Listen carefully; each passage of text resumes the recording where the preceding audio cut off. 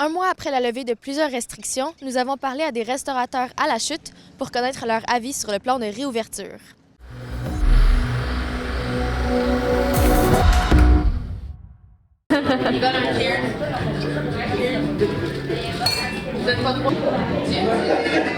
À travers la pandémie, les restaurants de la région ont beaucoup souffert des mesures sanitaires en place. C'est pourquoi nous avons discuté de la réouverture provinciale avec les propriétaires des restaurants Top Shot et le Bouillon 16 à la chute. Comment se passe la levée des mesures sanitaires pour vous? Oui, bien, ça se passe bien. Il reste encore des mesures, mais de façon générale, pour nous, ça se passe très bien, dans le sens que, tu sais, on est vraiment 100% capacité. Évidemment, il n'y a plus de passe vaccinal.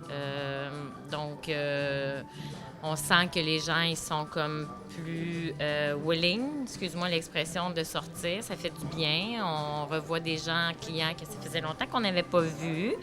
Donc, c'est une bonne nouvelle. Oui, c'est ça. Il reste en fait juste le masque. C'est quand même pas si pire. Écoutez, un coup qu'on s'assoit, on peut l'enlever. Fait que, bon, c'est vraiment juste pour rentrer.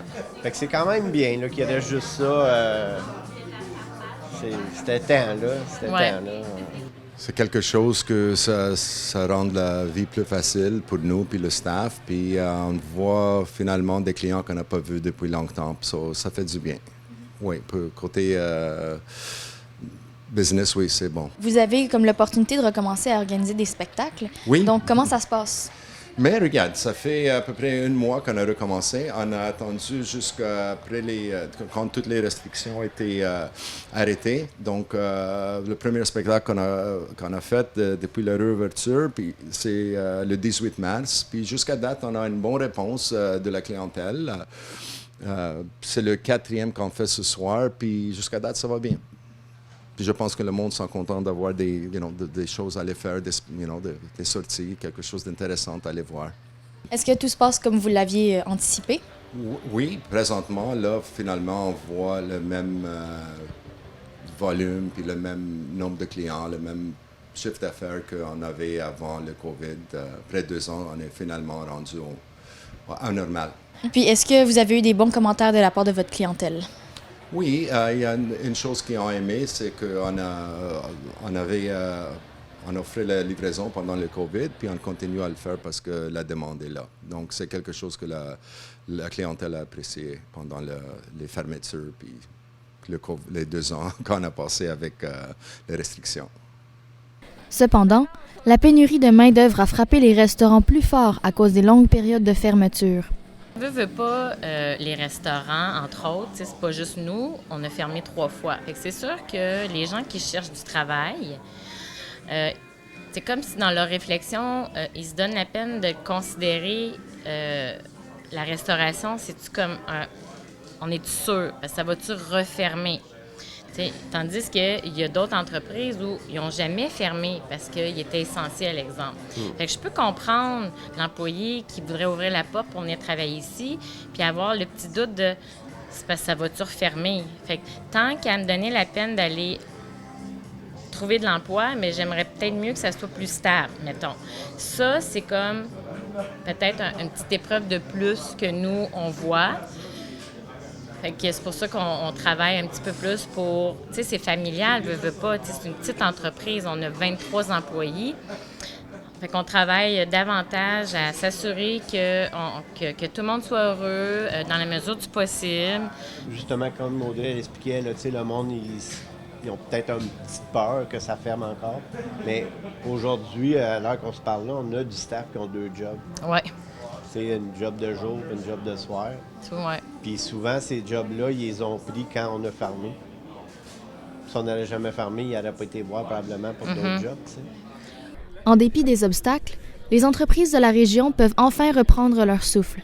Selon le docteur Éric Goyer, les institutions médicales ont une vision du futur plutôt favorable en ce qui a trait aux mesures sanitaires et à l'évolution des cas. Dans les principaux points, oui, la couverture vaccinale, c'est déjà, parce qu'on a quand même des très bonnes couvertures vaccinales, M. Jutra pourra vous en parler, dans la région, mais aussi au Québec. 2, on a connu vraiment une vague Omicron, pour ne pas l'appeler un raz-de-marée Omicron, qui fait que le virus a circulé beaucoup Donc, ça contribue aussi à amener une immunité à des personnes là, qui n'auraient pas été vaccinées ou consolider l'immunité de quelqu'un qui a été vacciné. Le virus, actuellement, il est un peu différent de ce qu'on avait connu en début de pandémie, dans le sens qu'il est beaucoup plus contagieux, oui, mais moins virulent, donc moins susceptible de donner des maladies sévères. C'est encore possible, mais moins fréquent. On a aussi, ce qu'on n'avait pas en début de pandémie, on a des médicaments qui nous permettent, si on est capable de prendre quelqu'un rapidement, là, de pouvoir prévenir des hospitalisations. Donc, tous ces facteurs-là, quand vous les mettez ensemble, ils font en sorte qu'on est très loin de quand on était en mars 2020, où on était face à un virus que la population n'avait jamais vu, qui semblait plus sévère que ce qu'on voit maintenant, puis avec aucune chance d'avoir un vaccin ou un médicament efficace. Donc, c'est pour ça là, qu'on est plus confiant. Malgré tout, les restaurants et les autorités médicales ont su tirer des leçons profitables au courant des 2 dernières années. Bien, tu sais, là, c'est 2 ans. Hein. Il s'en est passé des choses. Puis, moi, ce que je retiens dans tout ça, c'est que à chaque situation, Sylvain et moi, on a gardé le focus sur les solutions. On a gardé le focus sur de regarder vers l'avant. Puis, de rester vraiment sur l'intention de poursuivre parce que, tu sais, on aime ce qu'on fait.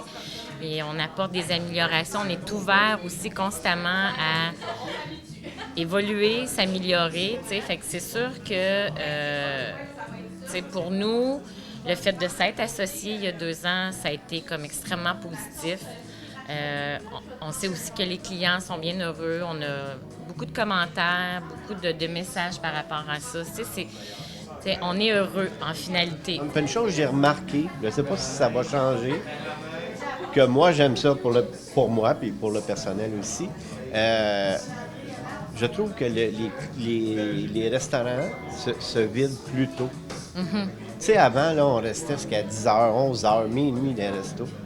Là, souvent, là, tu sers 100 personnes, puis à 9h, 9h30, il y a plein de choses. Je ne sais pas si c'est la COVID qui a fait l'habitude ça. L'habitude des gens, L'habitude des couvre-feux, je ne sais pas. Mais ça, je trouve que c'est une bonne chose. C'est moins tard, il y a moins d'heures, tu sais. Fait qu'au bout de la ligne, oui, on était fermés.